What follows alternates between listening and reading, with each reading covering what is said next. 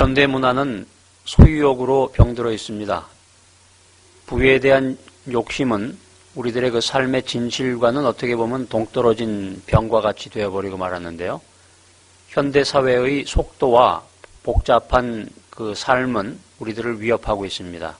그래서 우리들은 어떻게 보면 경쟁 사회 속에서 탈출구가 없는 것처럼 착각을 하는 경우도 있게 됩니다. 이런 현대 문명과 경제관 속에서 살아가는 현대인들에게 이 기독교적 단순성이라고 하는 것은 현대의 그 이러한 열병으로부터 우리를 자유케 한다라고 하는 것입니다.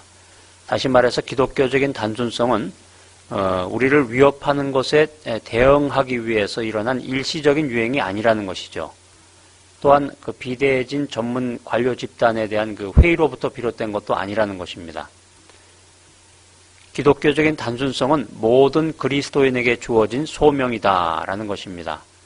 단순성에 대한 증거는 성경의 전통에 깊이 뿌리 박혀 있고 예수 그리스도의 삶에 가장 완벽하게 나타나 있다라고 하는 것입니다.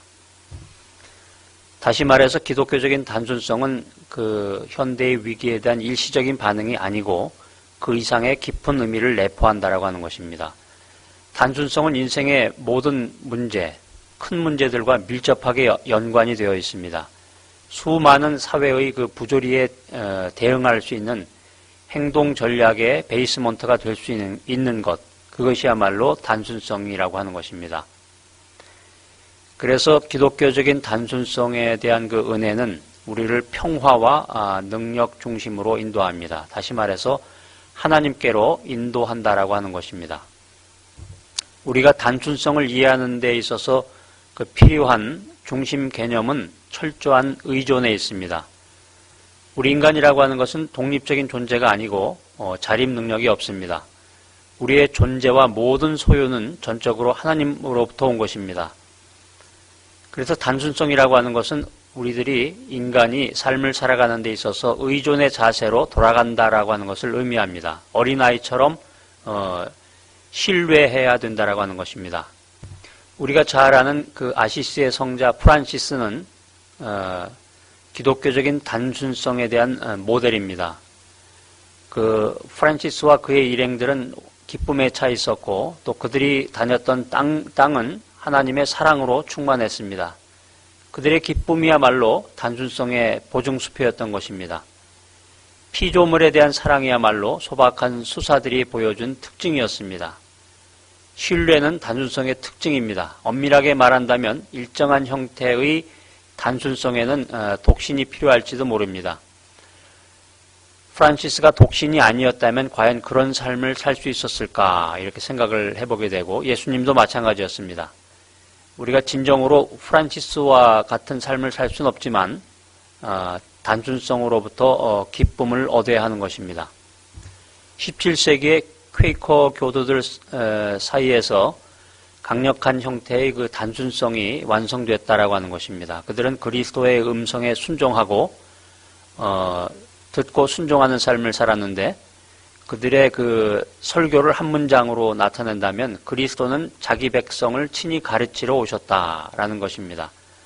그래서 그 퀘이커 교대들은 그 옷차림으로 그들의 단순성을 나타냈는데요. 당시 성행하던 그 패션을 거부하고 유행과 패션을 거부하고 단순한 복장을 즐겨 입었다라고 하는 것입니다. 또 정직하고 순전한 그 언어 생활을 통해서도 단순성을 나타냈습니다.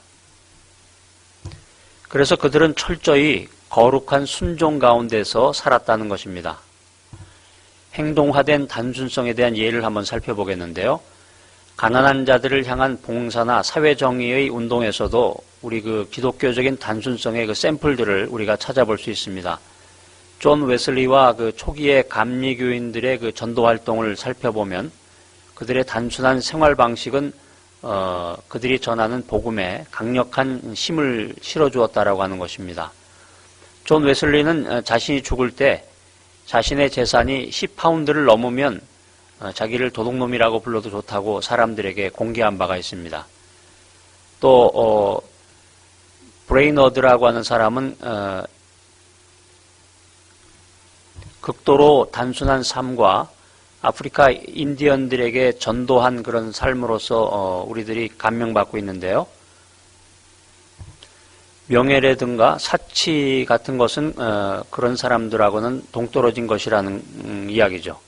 다른 쪽에서 살펴보면 단순성은 사회정의 운동에서도 강력한 힘이 되었습니다. 리빙스턴은 개척 선교와 함께 이런 말을 했는데, 세상으로 터져버린 상처가 된 아프리카 노예 매매 철폐를 위해서 그가 헌신하고 노력했던 그런 사회정의 운동 속에서도 단순성이 표현이 됐다라고 하는 것입니다. 그래서 내면의 영으로나 외적인 생활을 통해서 리빙스턴은 단순한 생활을 했다라고 하는 것입니다. 그리고 아프리카의 무력한 사람들, 힘이 없는 사람들을 위해서 헌신하고 봉사했다라고 하는 것입니다.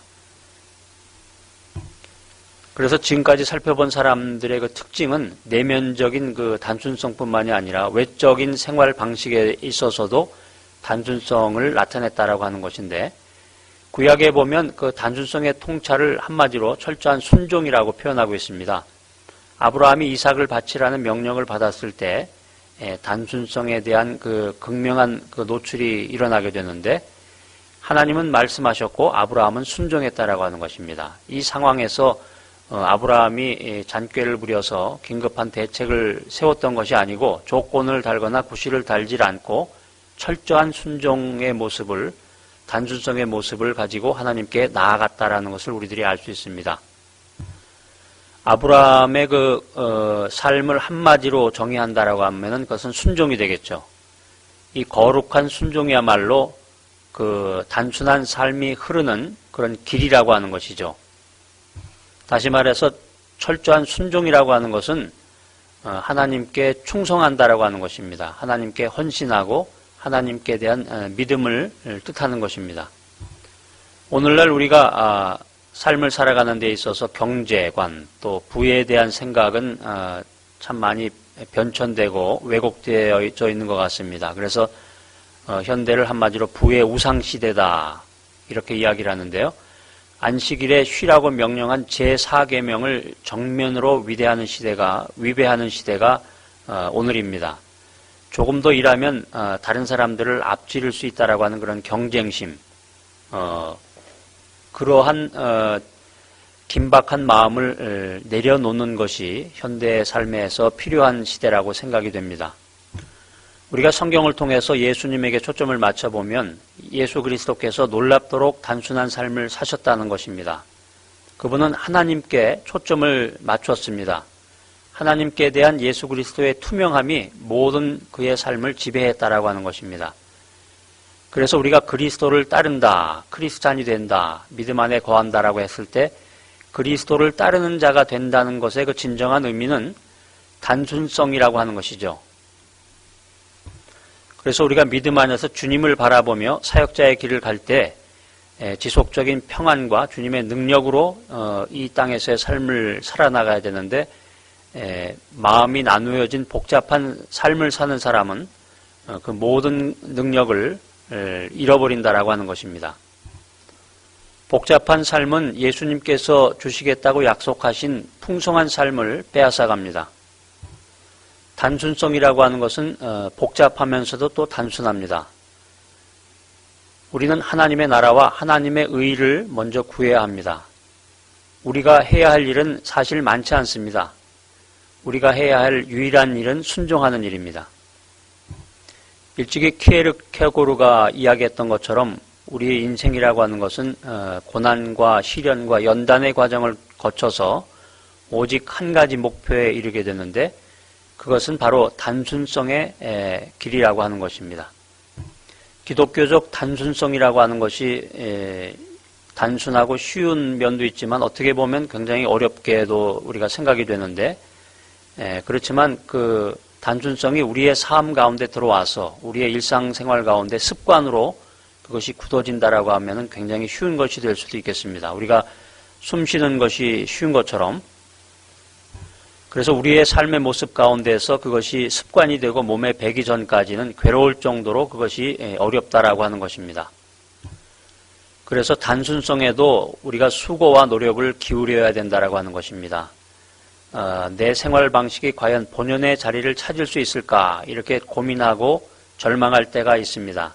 내 삶이 정말 통일된 한 조각으로 맞추어질지 의심할 때가 있습니다.